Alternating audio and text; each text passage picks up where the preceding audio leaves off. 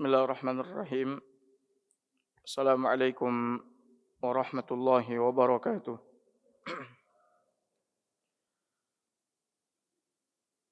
Alhamdulillah, nahmaduhu wa nasta'inuhu wa nastaghfiruh wa na'udzu billahi min shururi anfusina wa sayyiati a'malina. May yahdihillahu fala mudilla lahu wa may yudlil fala hadiya lahu. Ashhadu an la ilaha illallah wahdahu la syarika lah wa ashhadu anna Muhammadan abduhu wa rasuluh. Taqu rabbakumul ladzi khalaqakum min nafsin wahidah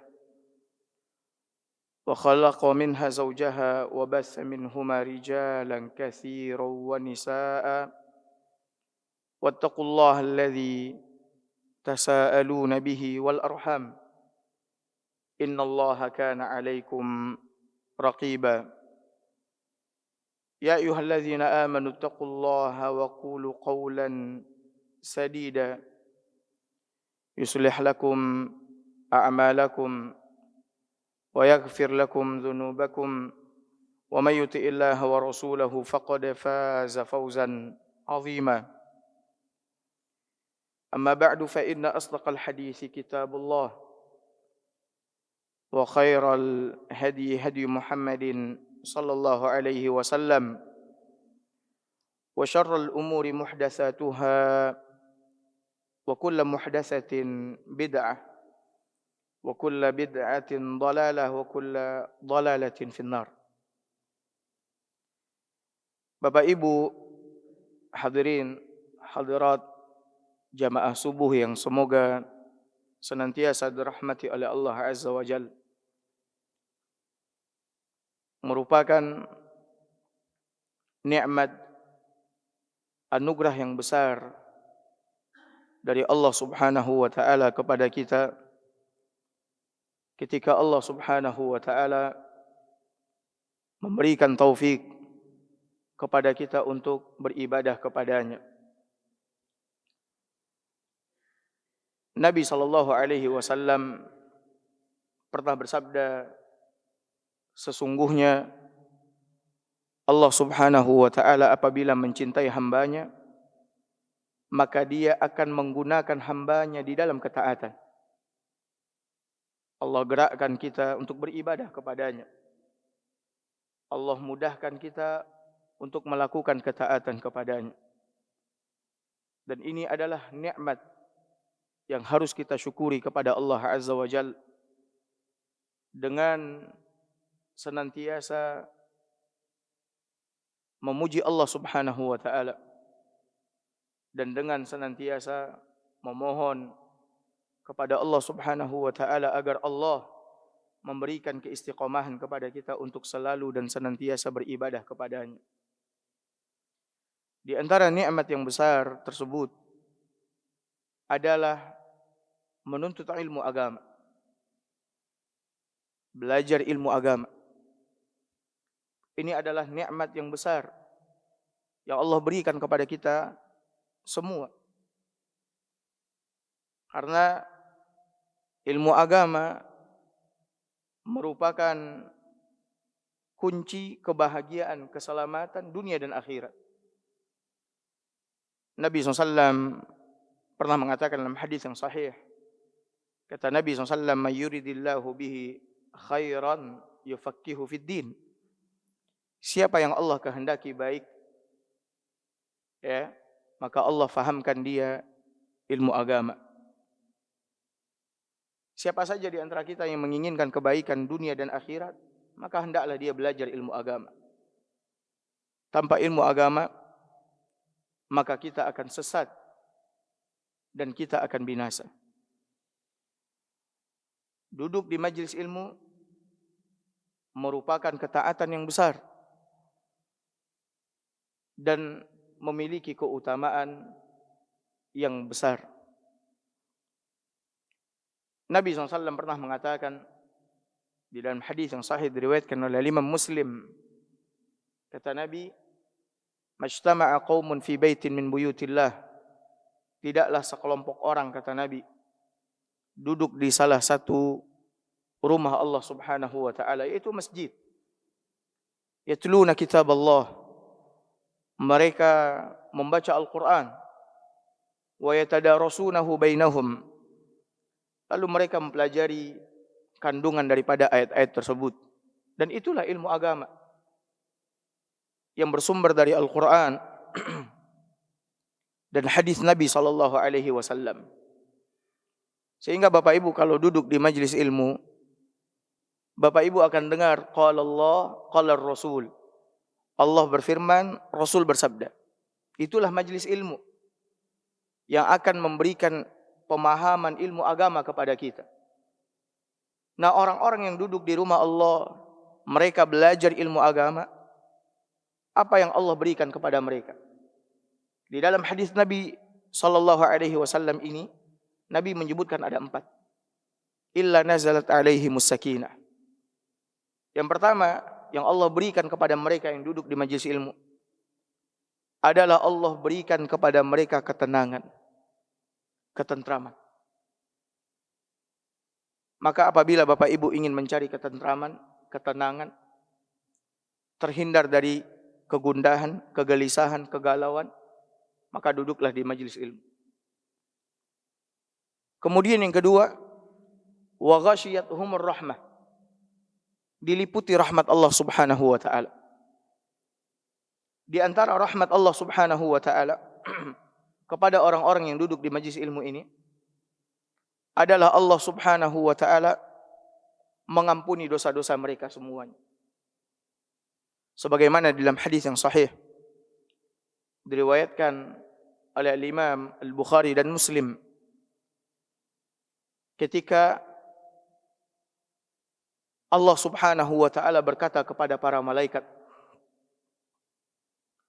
kata Allah Azza wa Jalla kepada para malaikat yang sebelumnya mereka duduk ikut bersama orang-orang yang belajar ilmu agama, mengitari, mengelilingi orang-orang yang belajar ilmu agama di rumah Allah Subhanahu wa taala. Allah Subhanahu wa taala mengatakan kepada para malaikat tersebut, "Ushhidukum, aku saksikan kepada kalian," kata Allah Azza wa Jalla, "anni qad ghafartu lahum," bahwasanya aku telah mengampuni dosa orang-orang yang duduk di majlis ilmu tersebut. Ini rahmat Allah Subhanahu wa taala. Allah memberikan ketenangan, Allah berikan ampunan kepada kita. Kemudian kata Nabi SAW yang ketiga, wa haffathumul malaikah. Orang-orang yang duduk di majlis ilmu, mereka dikelilingi oleh para malaikat. Dan malaikat yang mengelilingi tersebut, itu tidak sedikit, banyak.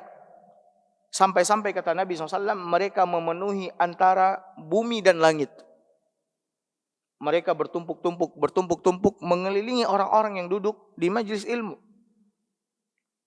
Karena sesungguhnya mereka mencintai dan menyukai orang-orang yang belajar ilmu agama. Bahkan di dalam hadis yang lain, Nabi SAW menjelaskan bahwa di permukaan bumi ini ada malaikat-malaikat Allah Azza wa Jalla yang berkeliling-keliling di jalan-jalan yang dilalui oleh manusia. Kenapa mereka keliling-keliling? Kata Nabi SAW, yatatabba'una majalis az-zikr. Mereka mencari-cari majlis yang di dalamnya orang-orang belajar ilmu agama. Belajar halal dan haram. Belajar mana yang hak, mana yang batil. Belajar mana yang ma'ruf, mana yang mungkar. Ketika mereka menemukan majlis orang-orang tersebut, maka mereka akan memanggil teman-teman mereka dari kalangan para malaikat. Mereka akan mengatakan, ta'alau halummu ila hajatikum. Kalian kemarilah. Inilah mereka orang-orang yang kalian cari, yaitu orang-orang yang duduk di satu majlis kemudian belajar ilmu agama. Kemudian yang keempat, wa zakarahumullahu fi man indah. Keutamaan yang keempat, Allah Subhanahu wa taala akan menyebutkan nama kita satu persatu di hadapan para malaikat. Dan merupakan kebahagiaan, kemuliaan yang tiada tara. Ketika kita yang kerdil ini, yang banyak dosa ini, banyak kekurangan ini, disebut oleh zat yang maha besar, yang maha agung, yaitu Allah subhanahu wa ta'ala. Artinya Allah subhanahu wa ta'ala akan membanggakan kita di hadapan para ulama, di hadapan para malaikat. Maka oleh karena itu Bapak Ibu hadirin hadirat, jangan pernah malas, bosan untuk selalu menghadiri majelis ilmu, meniti jalan ilmu. Karena sesungguhnya meniti jalan ilmu merupakan jalan menuju surga Allah subhanahu wa ta'ala. Nabi SAW bersabda di dalam hadisnya yang mulia, "Man salaka tariqan yaltamisu fihi ilman, sahalallahu lahu bihi tariqan ilal jannah." Kata Nabi SAW, barang siapa yang meniti jalan dalam rangka belajar ilmu agama, Allah mudahkan jalannya menuju surga. Dan Bapak Ibu yang hadir di majelis ilmu juga bisa mendapatkan pahala yang berlipat ganda dengan mengajak orang-orang lain juga untuk hadir ke majelis ilmu. Menunjuki mereka kepada majelis ilmu, mengajak mereka. Bukankah Nabi kita yang mulia sallallahu alaihi wasallam juga bersabda, "Man dalla ala khairin kafa'ilihi." Siapa yang menunjuki orang kepada kebaikan, maka dia akan mendapatkan pahala yang didapat oleh orang yang mengerjakan kebaikan tersebut. Maka ajak orang-orang untuk belajar ilmu agama, menuntut ilmu agama. Dan mudah-mudahan orang-orang yang kita ajak untuk belajar ilmu agama, dia mendapatkan hidayah, mendapatkan petunjuk melalui ajakan kita. Dan sungguh satu orang mendapatkan hidayah, mendapatkan petunjuk melalui kita, itu lebih baik daripada dunia beserta isinya. Nabi pernah mengatakan kepada Ali bin Abi Thalib radhiyallahu ta'ala an, kata Nabi SAW, "La ayyahdiyallahu bika rajulan wahidan khairul laka min humurin na'am." Kata Nabi SAW, "Wahai Ali, sungguh Allah memberikan hidayah kepada satu orang." Nabi menyebutkan satu orang. Artinya, di dalam mengajak manusia ini kepada kebaikan, tidak mengenal jumlah orang. Tidak mengenal jumlah orang. Bahkan satu orang yang kita ajak kepada kebaikan, lalu dia mendapatkan hidayah, mendapatkan petunjuk, kata Nabi SAW, itu lebih baik daripada onta merah. Onta merah ini Bapak Ibu hadirin hadirat, itu adalah simbol kekayaan di tengah-tengah orang Arab. Kalau di tengah-tengah orang-orang di zaman kita sekarang ini, simbol kekayaan adalah orang yang memiliki pesawat, memiliki kendaraan super mewah. Maka di tengah-tengah orang Arab dahulunya, kendaraan yang super mewah sebagai simbol kekayaan adalah onta merah. Dan Nabi SAW menyebutkan onta merah karena memang yang difahami oleh orang Arab itu, dunia beserta isinya itu ada pada onta merah ini. Karena itu adalah simbol kekayaan yang tiada tara. Simbol kekayaan yang tiada tara. Makanya oleh karena itu ajak, terutama ajak keluarga kita. Istri kita ajak, anak-anak kita ajak, kerabat kita ajak. Kenapa? Karena belajar ilmu agama ini, di samping memiliki keutamaan yang sangat besar, hukumnya wajib. Saya, Bapak Ibu sekalian, wajib belajar ilmu agama. Siapa saja yang menyandarkan dirinya kepada Islam, apapun status sosialnya, apakah dia seorang dokter, apakah dia seorang pejabat, apakah dia seorang nelayan, petani, pedagang, atau orang biasa. Ketika dia mengatakan, saya muslim, saya muslimah, maka wajib baginya untuk belajar ilmu agama. Karena kalau dia tidak belajar ilmu agama, bagaimana dia akan menegakkan Islam pada dirinya? Karena Islam ini bukan pengakuan Bapak Ibu sekalian. Islam ini bukan pengakuan, klaim, pernyataan. Akan tetapi Islam, sebagaimana yang telah kita jelaskan di pertemuan-pertemuan kita sebelumnya, Islam itu artinya adalah berserah diri kepada Allah Azza wa Jalla dengan mentauhidkan Allah Azza wa Jalla. Menjadi hamba Allah Azza wa Jalla. Kemudian tunduk dan patuh kepada Allah Subhanahu wa Ta'ala. Dengan melakukan apa-apa yang Allah perintahkan. Dan menjauhi apa-apa yang Allah larang. Serta membersihkan dan membebaskan diri dari kesyirikan dan para pelaku syirik. Ini Islam.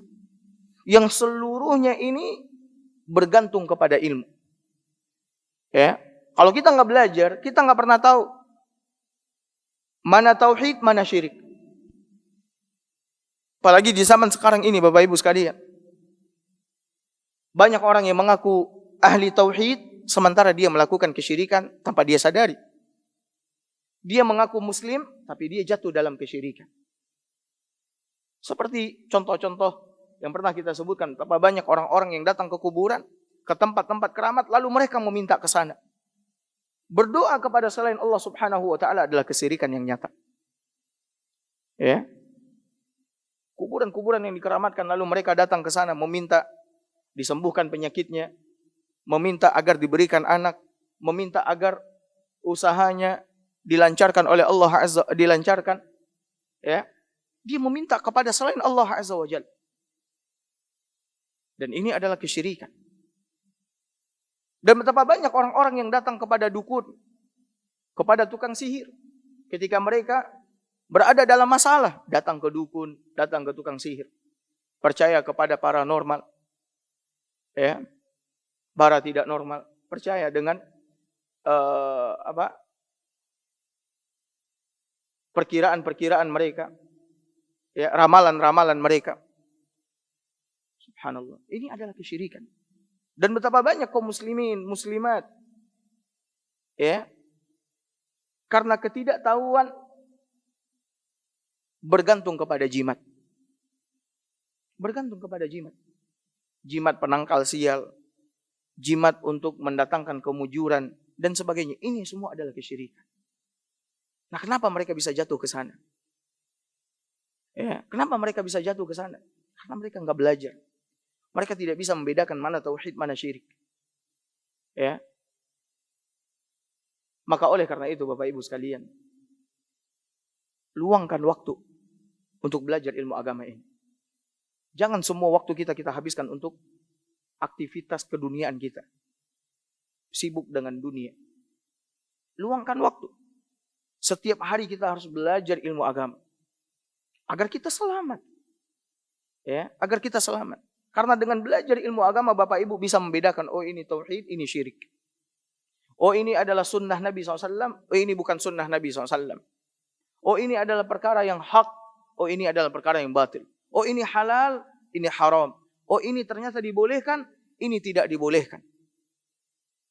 Kita bisa mengetahui itu semua dengan apa? Dengan belajar ilmu agama. Maka luangkan waktu. Setiap hari harus terus belajar ilmu agama. Pertama sekali dengan membaca Al-Quran. Karena sebesar-besar kitab ilmu adalah Al-Quranul Karim. Baca Al-Quran. Walaupun setengah halaman Bapak Ibu sekalian. Setengah halaman. Kalau tidak bisa satu halaman mungkin berat. Udah setengah halaman. Baca setengah halaman, baca terjemahannya. Kemudian fahami. Ya. Kemudian fahami. Kemudian renungi. Apa perintah Allah di sana? Apa larangan Allah di sana? Apa pesan Allah buat kita di sana? Setengah halaman aja. Terus Bapak Ibu rutinkan. Rutinkan itu. Setiap hari. Kemudian setiap hari baca hadis Nabi SAW.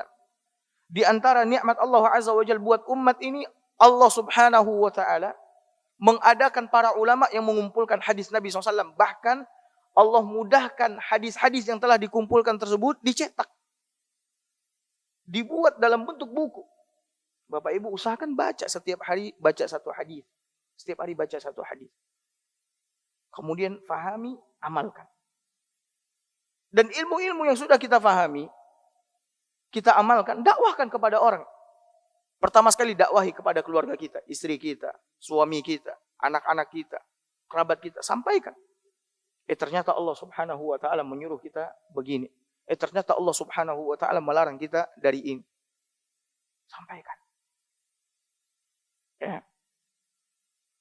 Maka kalau ini Bapak Ibu lakukan, maka insya Allah taala keislaman Bapak Ibu akan baik dari hari ke hari. Keimanan Bapak Ibu sekalian akan baik dari hari ke hari. Tapi kalau semuanya kita habiskan untuk dunia, kita nggak belajar ilmu agama, hati kita akan gersang, keimanan kita akan redup dan melemah. Makanya sekali lagi Bapak Ibu sekalian, jaga majelis ilmu. Teruslah belajar ilmu agama. Majelis yang kita sudah datang, sudah menghadirinya dijaga. Ini kalau di hari ini, jam ini saya nggak bisa kemana-mana. Itu adalah majelis saya untuk belajar ilmu agama. Saya duduk di majelis ilmu. Ya, duduk di majelis ilmu. Bapak Ibu hadirin hadirat yang semoga senantiasa dirahmati oleh Allah Azza wa Jalla. Kajian kita pagi ini insyaallah taala tentang perkara yang sangat besar yang harus diketahui oleh setiap muslim dan muslimah, yaitu durhaka kepada kedua orang tua. Durhaka kepada kedua orang tua.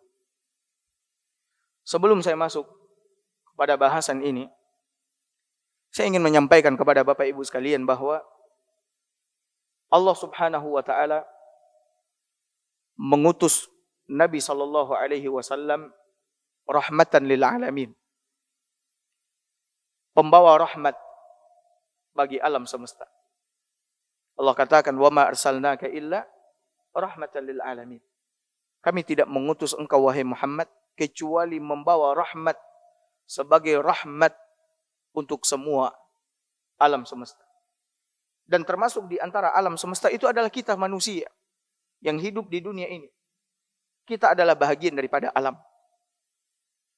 Nah, apa bentuk kasih sayang Nabi SAW kepada kita khususnya? Bahagian daripada alam ini. Nabi menjelaskan kepada kita Bapak Ibu sekalian perkara-perkara yang akan menyelamatkan kita dunia dan akhirat, dan perkara-perkara yang akan membinasakan kita dunia dan akhirat. Ini adalah rahmat yang dibawa oleh Nabi SAW dari sisi Allah Azza wa Jalla buat kita, khususnya manusia. Nabi jelaskan seluruhnya. Ini jalan-jalan yang akan mengantarkan kalian kepada keselamatan. Yang kesudahannya adalah surga Allah Azza wa Jalla. Nah, ini adalah jalan-jalan yang akan membinasakan kalian. Yang kesudahannya adalah neraka Allah Subhanahu wa taala. Dan tidak ada satupun perkara yang akan mengantarkan kita kepada keselamatan kecuali sudah Nabi terangkan, Nabi jelaskan, Nabi perintahkan kepada kita untuk menempuhnya. Begitu juga sebaliknya, tidak ada satupun jalan yang akan mengantarkan kita kepada kebinasaan kecuali Nabi kita yang mulia SAW juga telah jelaskan dan memperingatkan kita darinya, melarang kita darinya. Ya. Karena agama yang dibawa oleh Nabi SAW ini telah sempurna. Tidak ada satupun yang terlewatkan oleh Nabi kita yang mulia sallallahu alaihi wasallam. Semuanya telah dijelaskan oleh Nabi SAW. Tugas dan kewajiban kita Bapak Ibu sekalian hanya mengikuti Nabi. Mengikuti Nabi. Ya. Bukannya mengada-ngadakan yang baru, yang tidak pernah dilakukan, dicontohkan oleh Nabi SAW. Sehingga seakan-akan agama yang dibawa oleh Nabi SAW ini belum sempurna, masih kurang, sehingga butuh penambahan dari kita. Subhanallah. Agama yang telah dibawa oleh Nabi, ini telah sempurna, yang menyempurnakannya adalah Allah Azza wa Jalla melalui Nabi SAW. Yang menyempurnakannya Allah. Lalu kita datang membawa sesuatu yang baru, di luar dari apa yang disyariatkan oleh Allah Azza wa Jalla kepada Rasulullah sallallahu alaihi wasallam. Allah sendiri yang mengatakan di dalam Al-Qur'an, "Al-yawma akmaltu lakum dinakum wa atmamtu alaikum ni'mati wa raditu lakumul Islam madina." Ini adalah ayat yang sangat azim, besar sekali bagi umat ini, agar mereka faham bahwasannya agama yang dibawa oleh Rasul telah sempurna. Ya, telah sempurna. Makna sempurna, dia tidak butuh penambahan dan tidak butuh pengurangan. Dia sudah sempurna. Allah mengatakan, hari ini telah aku sempurnakan untuk kalian agama kalian. Telah aku sempurnakan, yang menyempurnakannya adalah Allah Azza wa Jalla. Untuk kalian agama kalian. Melalui siapa Allah sempurnakan? Melalui Nabi SAW. Dan Nabi itu tidak akan wafat, tidak akan meninggal, kecuali dia telah menyelesaikan tugas yang diembankan oleh Allah Subhanahu wa taala kepadanya. Makanya di dalam hadis Nabi sendiri telah mengatakan, tidak ada seorang nabi yang meninggal dunia kecuali dia telah menyelesaikan apa? Tugas yang diberikan oleh Allah Subhanahu wa taala. Ya. Kecuali dia telah menyelesaikan tugas yang diberikan oleh Allah Azza wa Jalla. Nah, Bapak Ibu hadirin hadirat yang semoga senantiasa dirahmati oleh Allah, ikuti Nabi. Karena Allah telah mencukupkan kita melalui Nabi SAW. Dan ini yang dikatakan oleh Ibnu Mas'ud radhiyallahu taala an. Ibnu Mas'ud mengatakan, ittabi'u wa la tabtadi'u. Ikuti Nabi, jangan lagi kalian mengada-adakan sesuatu yang baru yang tidak dilakukan, tidak dijelaskan, tidak dicontohkan oleh Nabi. Ya, laqad kufitum, sungguh kalian benar-benar telah dicukupkan oleh Allah Subhanahu wa taala melalui nabi kalian yang mulia sallallahu alaihi wasallam. Nah, Bapak Ibu hadirin hadirat, di antara jalan yang membawa kita kepada kehancuran dan kebinasaan yang diterangkan oleh Nabi SAW adalah durhaka kepada kedua orang tua. Durhaka kepada kedua orang tua. Di dalam hadis yang sahih diriwayatkan oleh Imam Al-Bukhari dan Muslim, dari hadisnya Abu Bakrah radhiyallahu anhu, Rasulullah sallallahu alaihi wasallam pernah bersabda, "Ala unabbiukum bi akbaril kabair." Kata Nabi SAW, maukah kalian aku kabarkan, aku beritahukan dosa besar yang paling besar. Dosa besar yang paling besar. Ini dosanya udah besar, tapi dari semua dosa-dosa besar itu yang paling besarnya. Ya. Kalimat maukah kalian aku beritahukan, ini adalah kalimat untuk menarik perhatian para sahabat agar mereka menyiapkan diri mereka mendengarkan berita yang akan disampaikan oleh Nabi SAW.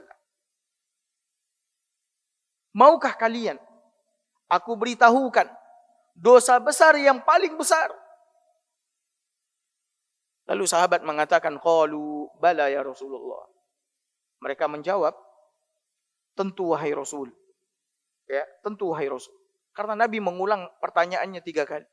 Maukah kalian aku beritahukan dosa besar yang paling besar? Maukah kalian aku beritahukan dosa besar yang paling besar?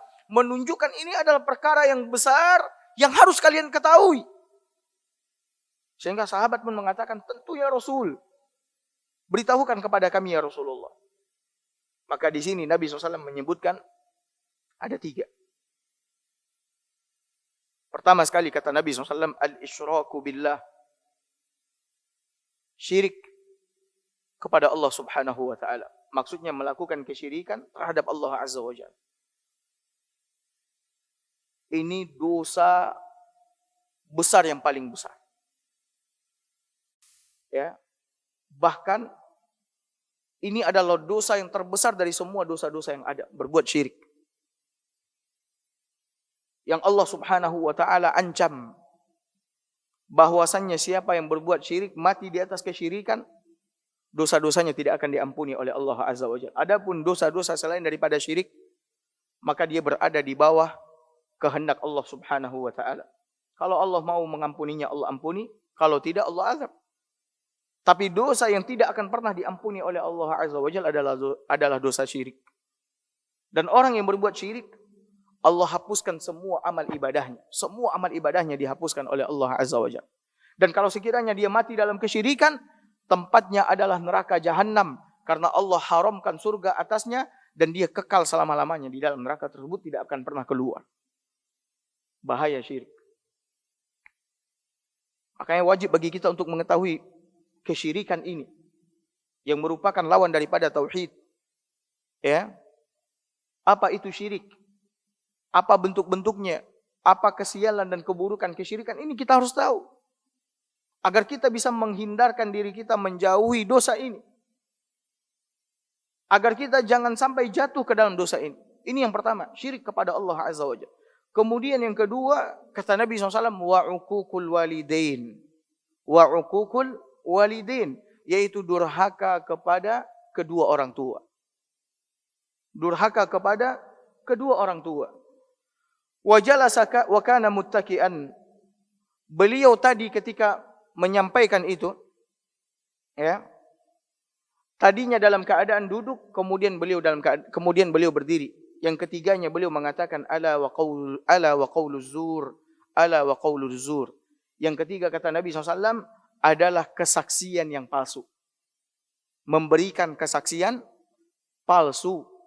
Dan ini diulang-ulang oleh Nabi SAW sampai-sampai sahabat pun mengatakan laitahu sakat, andaikan sekiranya Nabi kita yang mulia SAW diam. Dan Nabi mengulang-ulang tersebut menunjukkan bahwasannya perkara ini adalah perkara yang besar, agar jangan sampai kita jatuh ke dalam perkara tersebut. Syirik kepada Allah, durhaka kepada kedua orang tua, kemudian yang ketiga memberikan kesaksian palsu ketika kita diminta untuk memberikan apa? Kesaksian. Bapak Ibu hadirin hadirat yang semoga senantiasa dirahmati oleh Allah Subhanahu wa taala. Sesuai dengan bahasan kita pagi ini, itu durhaka kepada kedua orang tua. Apa itu durhaka kepada kedua orang tua? Ya. Banyak penjelasan dari kalangan para ulama.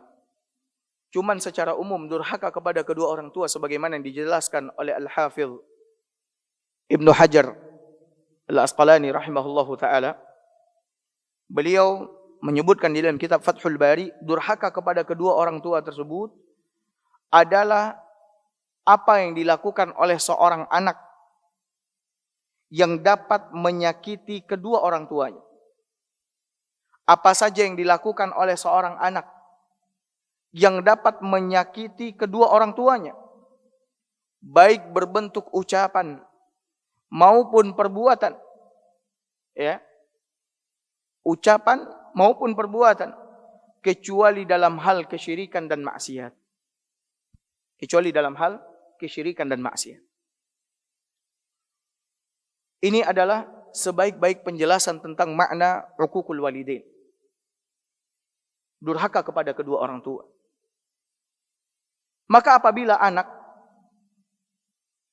berkata-kata dengan perkataan yang menyakiti orang tuanya, maka ini adalah kedurhakaan kepada kedua orang tua. Atau melakukan perbuatan yang dapat menyakiti orang tuanya, hatinya dan lain sebagainya, maka ini adalah kedurhakaan kepada mereka. Kecuali dalam dosa dan maksiat. Kesyirikan dan maksiat. Maknanya apa? Maknanya kalau sekiranya orang tua kita menghendaki kita, menginginkan kita berbuat dosa, lalu kita tidak mentaatinya, tidak memenuhi permintaannya, lalu sakit hatinya, maka ini bukanlah terhitung kedurhakaan kepada kedua orang tua. Karena Nabi SAW mengatakan, la ta'ata li makhlukin fi maksiatil khaliq. Tidak ada ketaatan kepada makhluk, siapapun makhluknya, dalam rangka berbuat dosa dan maksiat kepada Allah Azza wa Jalla. Dan sekarang ini Bapak Ibu sekalian, betapa banyak anak-anak yang durhaka sama orang tuanya. Baik dengan ucapan perkataan yang dia lontarkan kepada orang tuanya ataupun dengan perbuatannya. Ya. Tidak berlemah lembut ketika berbicara dengan orang tua. Ini adalah kedurhakaan.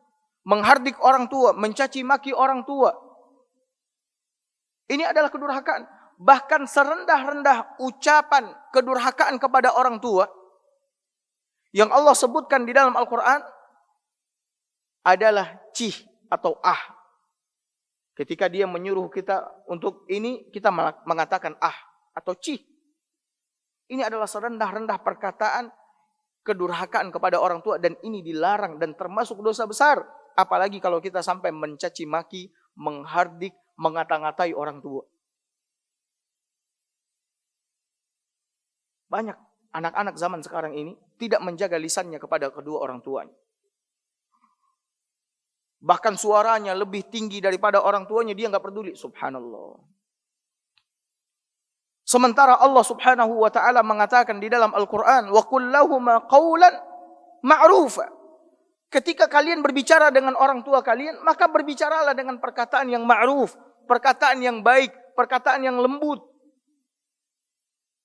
Jangan sampai kalian mengeluarkan kata-kata yang menyakiti hati mereka, yang membuat mereka bersedih, lalu mereka menangis. Sungguh di dalam hadis yang lain, Nabi SAW pernah mengatakan, "Ishtanibu, jauhilah oleh kalian 9 dosa yang membinasakan," atau 7 dosa yang membinasakan. 7 dosa yang membinasakan, kata Nabi SAW. Atau 9 dosa yang membinasakan. Di antara yang 7 atau 9 tersebut adalah bukaul walidain, membuat orang tua menangis. Membuat orang tua menangis. Dan sekarang orang tua menangis, anak gak peduli. Orang tua sedih, anak gak peduli. Subhanallah. Subhanallah. Di zaman Nabi SAW pernah datang seorang anak muda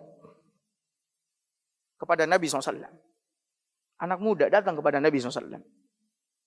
Lalu dia mengatakan kepada Nabi, "Ya Rasulullah, uridul jihad." Saya ingin berjihad ya Rasulullah. Saya ingin berjihad. Cuman jihad pada waktu itu hukumnya tidak wajib, sunnah. Ketika dia mengatakan, "Saya ingin jihad ya Rasulullah, dan ketika aku datang kepadamu sekarang ini ya Rasulullah, aku meninggalkan kedua orang tuaku dalam keadaan menangis. Aku meninggalkan kedua orang tuaku dalam keadaan menangis." Bapak Ibu lihat, laki-laki ini membuat orang tuanya menangis karena dia menginginkan jihad. Berjihad di jalan Allah Azza wa Jalla. Dan jihad adalah puncak dari agama ini. Sebagaimana yang dikatakan oleh Nabi SAW, "Wa zirwatu sanamihil jihadu fi sabilillah." Pokok segala urusan adalah Islam, tiangnya adalah salat, puncaknya kata Nabi SAW adalah berjihad di jalan Allah Azza wa Jalla. Cuman ketika dia ingin berjihad, orang tuanya menangis. Kenapa? Karena orang tuanya tidak mengizinkan. Orang tuanya tidak mengizinkan karena orang tuanya tahu ini hukum jihad bagi dia belum wajib. Sementara orang tuanya masih menginginkan anaknya berbakti, mengurusi dia, memelihara mereka. Apa jawaban Nabi kita yang mulia sallallahu alaihi wasallam? Kata Nabi SAW, "Irji' ilaihima." Kata Nabi, kau enggak boleh berjihad, kata Nabi. Kembalilah kau kepada mereka. Subhanallah. Kembalilah kau kepada mereka. Ya. Wa adhikhuma kama abkaitahuma. Kau kembali kepada mereka, buat mereka tertawa sebagaimana kau telah membuat mereka apa? Menangis. Dalam riwayat yang lain Nabi SAW mengatakan, kembalilah kau kepada mereka berdua, pada keduanya lah kau hendaklah berjihad kepada Allah Azza wa Jalla. Jadi berbakti sama orang tua itu adalah jihad kepada Allah Subhanahu wa taala. Sekarang banyak anak enggak peduli orang tuanya sedih dengan kata-katanya. Ya. Dengan perbuatannya, dengan sikapnya dia enggak peduli, padahal itu adalah kedurhakaan kepada kedua orang tua. Ya, kedurhakaan kepada kedua orang tua. Bapak Ibu hadirin hadirat yang semoga senantiasa dirahmati oleh Allah Subhanahu wa taala. Kalau kita lihat ya, bagaimana orang-orang soleh terdahulu kepada kedua orang tua mereka, sungguh kita akan berdecak kagum bagaimana mereka memuliakan, menghormati, berbakti sama orang tua mereka. Ya. Dan mereka berusaha untuk tidak melakukan uquq, kedurhakaan kepada kedua orang tua mereka. Lihatlah sahabat-sahabat Nabi SAW. Ya. banyak di antara mereka yang memperlihatkan kebaktian yang sangat besar kepada kedua orang tua mereka sehingga dipuji oleh Nabi SAW. Dipuji oleh Nabi SAW. Kebaktiannya kepada orang tuanya. Begitu juga dari kalangan tabi'in. Dari kalangan tabi'in. Bapak Ibu mungkin pernah mendengar ya kisah Uwais Al-Qarni rahimahullahu taala. Baktinya yang sangat luar biasa kepada ibunya.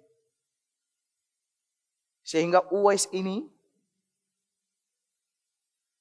dia tidak dikenal di permukaan bumi, akan tapi dia dikenal oleh penghuni langit, para malaikat Allah Subhanahu wa taala.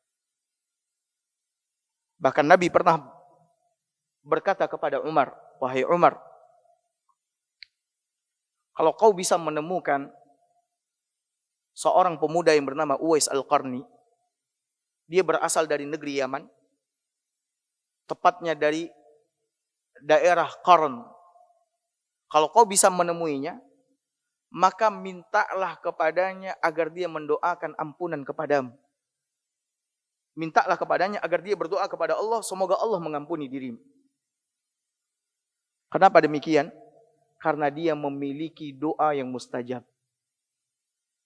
Dan memang di antara hamba-hamba Allah Subhanahu wa taala ini, karena keimanan, karena kesolehan, karena ketakwaan mereka kepada Allah Azza wa Jalla, Allah memberikan keistimewaan kepadanya. Tidak semuanya.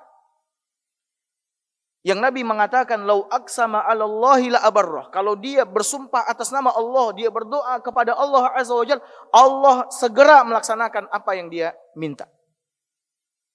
Dan di antaranya adalah Uwais Al-Qarni rahimahullahu ta'ala. Uwais ini sebenarnya Bapak Ibu, dia hidup di zaman Nabi SAW. Dia hidup di zaman Nabi SAW. Cuman karena kebaktiannya kepada ibunya, dia merelakan kedudukan untuk menjadi sahabat Nabi. Ya Allah. Dia rela untuk melewatkan menjadi sahabat Nabi. Justru yang dia lakukan mungkin lebih mulia daripada itu. Dia hidup di zaman Nabi. Akan tapi karena sibuk mengurusi orang tuanya, mengurusi ibunya, menjadikan dia tidak bisa berangkat dari negerinya menuju Madinah bertemu dengan Nabi. Walaupun sesaat untuk menjadi apa? Menjadi sahabat Nabi SAW. Ya. Akhirnya dia tidak termasuk ke dalam kelompok sahabat karena dia nggak pernah melihat siapa? Nggak pernah melihat Nabi. Dia masuk ke dalam generasi tabi'in. Akhirnya dia bertemu dengan Umar pun setiap datang kafilah dagang ya ke kota Madinah ditanya terus sama Umar, "Kalian dari mana? Dari Yaman. Adakah di antara kalian yang bernama Uwais yang berasal dari negeri Qarn, dari kota Qarn?" Sampai Umar pun bertemu, kemudian Umar ceritakan, kemudian dia mengangkat tangannya, kemudian berdoa kepada Allah Azza wa Jalla. Lelaki ini adalah lelaki yang sangat luar biasa baktinya kepada orang tua. Kemudian lihat Muhammad bin Sirin rahimahullah, salah seorang ulama hadis dari kalangan tabi'in. Dia kalau bicara sama ibunya, bisik-bisik. Bisik-bisik. Sampai orang-orang mengatakan, "Nih Muhammad bin Sirin, dia terkena sakit apa? Kenapa dia bicara kayak begitu?" Lalu muridnya mengatakan, dia kalau di dekat ibunya, maka dia akan berbicara dengan suara yang seperti itu agar suaranya tidak lebih tinggi daripada suara ibunya. Allahu Akbar. Agar suaranya tidak lebih tinggi daripada suara siapa? Ibunya. Sekarang anak-anak meneriaki orang tuanya, membentak orang tuanya, la haula wala quwata illa billah. Bagaimana dia akan selamat? Ya. Selamat dunia dan akhirat. Bagaimana Bapak Ibu sekalian? Bahkan orang dulu, apapun yang diminta oleh orang tuanya dia penuhi. Apa saja yang diminta oleh orang tuanya dipenuhi selagi dia mampu untuk memenuhinya. Dan ini termasuk bakti kepada orang tua dan termasuk durhaka kepada orang tua ketika orang tua meminta sesuatu yang kita mampu untuk memberikan lalu kita tidak mau memberikan. Termasuk ukhuq. Usama bin Zaid radhiyallahu taala anhu, salah seorang sahabat Nabi. Pernah suatu hari dia keluar dari rumahnya sambil membawa kampak. Ya, membawa kampak. Ketika dia jalan di luar, orang bertanya, "Wahai Usama, hendak kemana kau?" Kata Usama, "Ana mau ke kebun kurma," kata dia, "milikku." "Apa yang kau lakukan?" "Ana mau mengambil jantung pohon kurma. Ana mau ngambil jantung pohon kurma," kata dia. Kata dia, "Wahai Usama, apa kau sudah gila?" Kata orang-orang. "Kau tidak tahu berapa harga satu batang pohon kurma?" Di zaman itu, di zaman Utsman, harga satu batang pohon kurma itu, Bapak Ibu, satu batangnya nilainya ratusan juta. Dan kalau seseorang ingin mengambil jantung pohon kurma, dia harus menebas pohon tersebut karena jantung itu berada di dalam batang pohon. Dia harus menebasnya, kemudian dia buka, baru diambil jantung pohon kurma. Kata orang ini, "Apa kau sudah gila?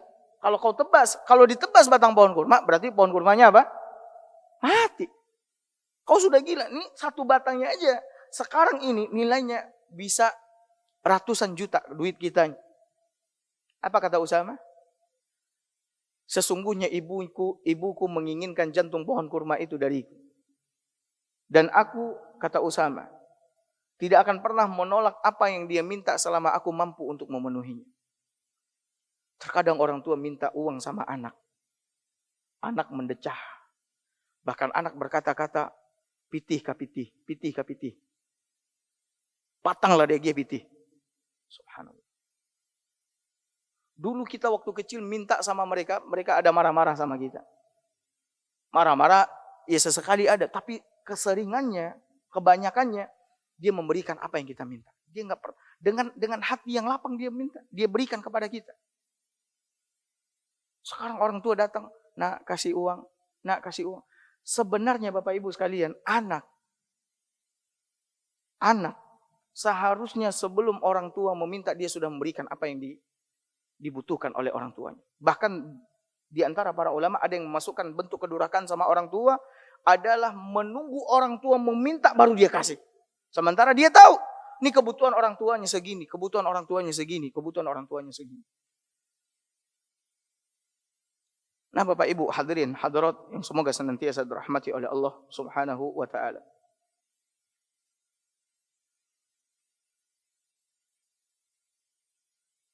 Di dalam sebuah hadis yang diriwayatkan oleh Al-Imam An-Nasa'i, juga diriwayatkan oleh Al-Imam Al-Hakim, ya, Ahmad, dan hadis ini hasan sahih.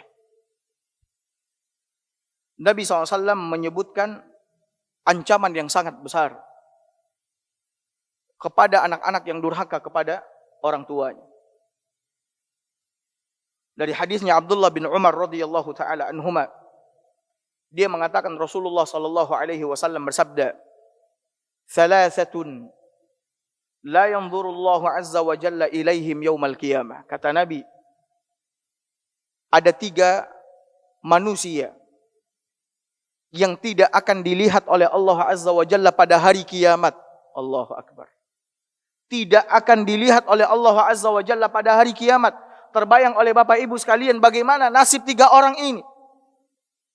Allah tidak melihatnya pada hari kiamat. Diabaikan oleh Allah azza wa jalla. Kata Nabi SAW, yang pertama, al-aaq liwadidayh, yaitu anak yang durhaka kepada kedua orang tuanya. Anak yang durhaka kepada orang tuanya tidak akan dilihat oleh Allah azza wa jalla pada hari kiamat. Kemudian yang kedua, wal mar'atul mutarajjilah, wanita yang menyerupai laki-laki. Wanita yang menyerupai laki-laki. Di samping dia dilaknat oleh Allah dan Rasul, besok di hari kiamat dia tidak akan dilihat oleh Allah azza wa jalla. Kemudian yang ketiga, wad-dayyuth. Yang ketiga yang tidak dilihat oleh Allah azza wa jalla adalah dayyuth. Dayyuth adalah kepala rumah tangga, yaitu bapak yang tidak memiliki rasa cemburu kepada istrinya, kepada anak-anak perempuannya ketika mereka melakukan dosa. Tidak cemburu. Istrinya keluar tidak berhijab, dia tidak cemburu. Istrinya jalan sama laki-laki lain, berkomunikasi sama laki-laki lain, dia tidak cemburu. Anak perempuannya juga berpacaran, dia tidak cemburu. Kepala rumah tangga yang tidak memiliki kecemburuan kepada keluarganya, istrinya dan anak-anak perempuannya, tidak akan dilihat oleh Allah Azza wa Jalla kelak di hari kiamat. Justru seorang suami, kepala rumah tangga, dia harus memiliki kecemburuan terhadap istrinya dan anak-anak perempuannya. Dengan menyeru mereka kepada yang ma'ruf, mencegah mereka dari yang mungkar. Lalu Nabi SAW melanjutkan sabdanya, wa thalathatun la yadkhulunal jannah. Dan ada 3 manusia yang tidak akan masuk surga, kata Nabi SAW. Makna tidak akan masuk surga di sini, artinya dia akan diazab dalam masa kurun waktu yang sangat lama di dalam neraka. Bukan artinya dia akan kekal selama-lamanya di dalam neraka. Karena satu dosa saja yang hanya mengekalkan manusia di dalam neraka, yaitu dosa syirik. Mati di atas kesyirikan, inilah orang-orang yang akan kekal dan abadi di dalam neraka. Selain daripada itu, orang yang melakukan dosa besar, dia akan diazab dalam kurun waktu yang lama, seakan-akan dia kekal di dalam neraka. Tapi nanti setelah dosa-dosanya tersebut habis, dibakar oleh Allah dalam kurun waktu yang sangat lama, Allah akan keluarkan dia kemudian memasukkannya ke dalam surga. Cuman kita jangan pernah berharap seperti itu. 3 manusia yang tidak akan masuk surga. Kata Nabi SAW, yang pertama al-aqli walidayh. Udahlah tadi tidak dilihat oleh Allah, sekarang tidak masuk surga, artinya diazab dalam kurun waktu yang lama di dalam neraka, yaitu anak yang durhaka sama orang tuanya. Kemudian yang kedua, wal mutminu 'alal khamr. Orang yang kecanduan minum khamar, termasuk di sana narkoba. Candu khamar, candu narkoba tidak akan masuk ke dalam surga. Maksudnya apa? Dia akan lama berada di dalam neraka Allah Azza wa Jalla. Kemudian yang ketiga, wal mannanu bima a'ta. Orang yang suka dan sering menyebut-nyebut apa yang telah dia berikan kepada orang. Menyebut-nyebut sedekahnya. Nah, Bapak Ibu hadirin hadirat yang semoga senantiasa dirahmati oleh Allah. Jauhi bentuk kedurhakaan kepada kedua orang tua. Baik dalam bentuk ucapan ataupun dalam bentuk perbuatan. Kalau kita berkata-kata sama mereka, pilihlah kata-kata yang akan menyejukkan hati mereka, membesarkan jiwa mereka, menghibur mereka. Kalau kita berbuatlah dengan lemah lembut kepada mereka. Ya. Dan biasanya Bapak Ibu hadirin hadirat yang dimuliakan oleh Allah, anak durhaka sama orang tuanya ketika dia telah tumbuh besar, orang tuanya telah berusia lanjut. Orang tuanya telah menjadi orang tua yang tua renta. Di sana baru diuji kebaktiannya sama orang tua. Apakah dia berbakti atau dia durhaka sama orang tuanya? Ketika dia telah sukses, ketika dia telah berhasil, ya, maka muncul kesombongan dan memandang hina orang tuanya. Sekarang ini betapa banyak anak-anak yang menjadikan orang tuanya pembantu, menjadikan orang tuanya babysitter untuk anak-anak mereka. Subhanallah. Subhanallah. Orang tuanya mengeluh, tidak dia acuhkan, dia abaikan. Ketika orang tuanya terlambat memenuhi permintaannya, subhanallah, orang tua yang melayaninya, yang seharusnya dia menjadi pelayan orang tuanya, sekarang dia meminta orang tuanya sudah tua renta melayani dirinya. Sampai-sampai saya pernah mendengar cerita dari seseorang, ketika anak ini telah menjadi seorang pengusaha yang kaya raya, sukses, kalau dia pulang, orang tuanya harus cepat membukakan pintu pagar rumah untuknya. Subhanallah. Orang tuanya telat, dia marah, dia caci maki orang tuanya. Ketika itu orang tuanya seorang pegawai negeri sipil, PNS. Dia mengatakan sama orang tuanya, ketika dia telah menjadi pengusaha sukses, dia katakan sama orang tuanya, berapa gaji bapak? Bapak berhenti jadi PNS, saya berikan gaji 3 kali lipat. Subhanallah. Anak yang tidak tahu terima kasih sama orang tua. Kau sukses dari gaji PNS dia bekerja.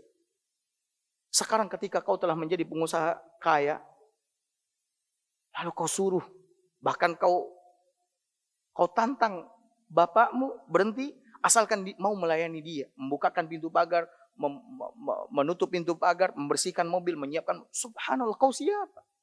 Seharusnya kau ketika sukses kau meratukan, merajakan orang tuamu, melayani mereka. Bukannya menjadikan mereka sebagai pelayan.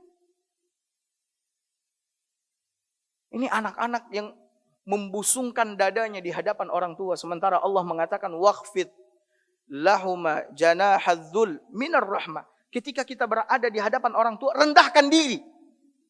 Sebagaimana burung merendah ketika dia mengatupkan sayapnya. Ketika terbang di langit, dia mengatupkan sayapnya, dia merendah. Kita disuruh merendah di hadapan orang tua. Kalau bicara, pelankan suara. Jangan tinggikan suara. Jangan pernah membusungkan dada. Jangan pernah mengata-ngatai mereka, mencaci maki mereka. Merasa kita lebih hebat daripada mereka. Subhanallah. Kalau kau lebih hebat daripada mereka, ketahuilah yang hebat itu adalah dia yang bisa menjadikan engkau lebih hebat daripada dirinya. Ya. Nah Bapak Ibu hadirin hadirat yang semoga senantiasa dirahmati oleh Allah Azza wa Jalla. Berbicara sama mereka dengan lemah lembut. Bahkan mengatakan saja tidak boleh Bapak Ibu sekalian. Mengatakan saja tidak boleh. Ya. Apalagi mengatakan, mengomel-ngomel. Sampai ada yang memukul orang tuanya. Subhanallah. Memukul orang tua. Ini adalah kedurhakaan. Ada anak yang mengeluhkan orang tuanya kepada saya. Dia udah tua ya. Anak yang mengeluhkan. Ini dia juga udah tua. Tapi orang tuanya masih hidup. Dia mengatakan, mengeluhkan. Ini ibu saya ini udah kembali pikun seperti anak kecil. Dia tahu. Tapi dia tidak bisa sabar menghadapi orang tuanya. Seharusnya kau bersabar ketika itu. Karena sorga ada di kaki mereka. Dia tahu, dia bilang apa? Terkadang saya lost control, terkadang saya cubit, sampai kadang-kadang biru. Subhanallah. Dia mengatakan itu tanpa ada rasa bersalah. Entah karena kebodohan atau lain sebagainya. Tidak boleh Bapak Ibu sekalian berkata kasar saja tidak boleh, apalagi menyakiti mereka dengan apa? Dengan tangan. Ini kedurhakaan yang sangat besar Bapak Ibu sekalian. Justru seharusnya kita bersabar, kita menikmati perangai mereka yang sudah tua tersebut. Boleh jadi BAB di atas kasur, boleh jadi pipi sembarangan dan sebagainya. Kita nikmati. Kita nikmati.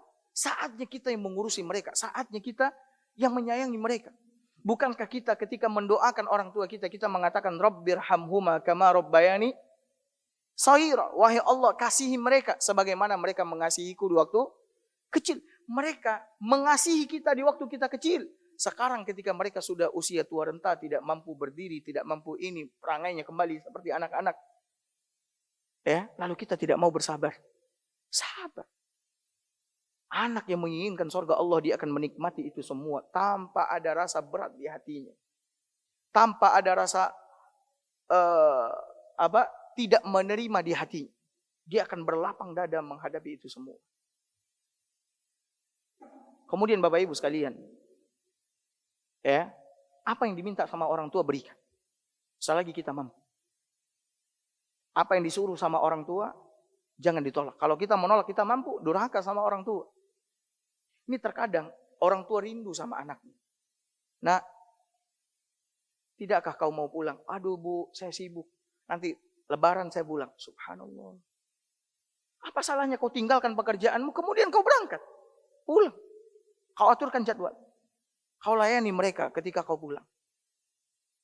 Kemudian sampaikan kepada mereka dengan baik-baik, Bu, saya tidak bisa lama-lama. Mudah-mudahan Ibu bisa mengerti. Nanti saya kembali lagi. Bicara dengan baik. Ya. Apapun permintaan mereka. Ya. Nah Bapak Ibu hadirin hadirat dimuliakan oleh Allah Subhanahu wa ta'ala. Terakhir, saya ingin membacakan hadis Nabi SAW yang menjelaskan bahwa anak yang durhaka kepada orang tua, hukumannya, sanksinya akan disegerakan oleh Allah Subhanahu wa ta'ala. Tidak akan ditunda-tunda oleh Allah, sekaligus dengan sanksi hukuman nanti ketika dia berada di akhirat. Di dunia Allah segerakan. Makanya oleh karena itu anak-anak yang durhaka sama orang tuanya, hidupnya tidak akan berkah, usahanya tidak akan sukses, tidak akan pernah berhasil. Kenapa? Karena kedurhakaannya membawanya kepada kebinasaan, kehancuran. Nabi SAW bersabda, ya, dalam hadis yang sahih diriwayatkan oleh Imam Tirmidzi, kata Nabi SAW, kullu dzunub yuakhirullahu minha ma syaa ila yaumil qiyamah. Semua dosa akan Allah tangguhkan hukumannya sesuai dengan kehendaknya sampai hari kiamat. Semua dosa ditangguhkan oleh Allah Subhanahu wa taala, ya, sesuai dengan kehendak Allah sampai hari kiamat. Artinya nanti di hari kiamat baru Allah berikan sanksinya, hukumannya. Illa, kecuali. Yang kecuali ini tidak ditangguhkan oleh Allah hukumannya, sanksinya. Kecuali al-baghya wa uququl walidain wa qati'atir rahim. Kecuali kata Nabi SAW, kezaliman, orang yang berbuat zalim sama orang lain.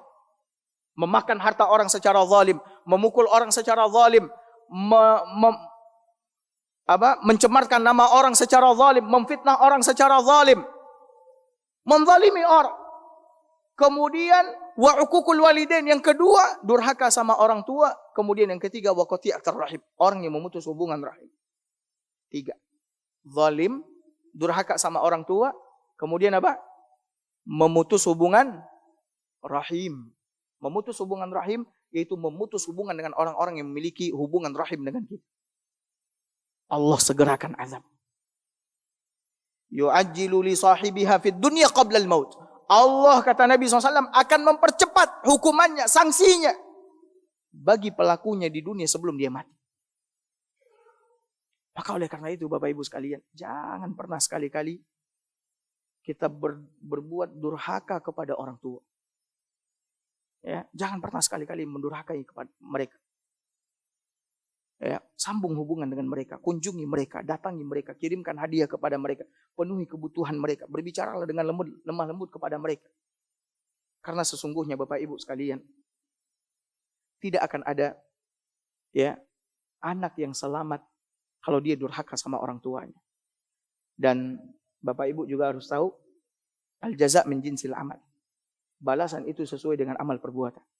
Sebagaimana kita durhaka sama orang tua kita, maka seperti itu pula nanti anak kita akan durhaka sama kita. Ada banyak kisah tentang masalah ini, ya. Seperti kisah yang dibawakan oleh salah seorang syekh.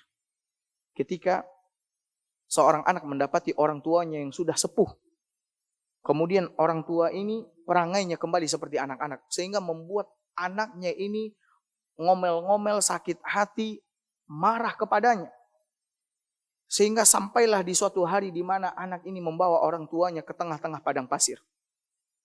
Orang tuanya bertanya, bapaknya bertanya, kemana kau akan bawa aku, wahai anakku? Kata dia, aku akan membunuhmu, menyembelihmu di situ, kata dia. Orang tuanya mengatakan, jangan kau bunuh aku. Jangan kau sembelih aku. Tidak. Aku sudah capek mengurusi dirimu. Aku sudah tidak mau lagi. Ketika orang tuanya sudah meminta-minta agar jangan dibunuh, jangan disembelih, anaknya tetap bersikukuh. Lalu apa kata orang tua ini? Orang tua ini sudah lemah, sudah sepuh. Akhirnya dia pun pasrah. Kata dia, kalau kau akan menyembelihku juga, maka kau sembelih aku di pohon itu, kata dia.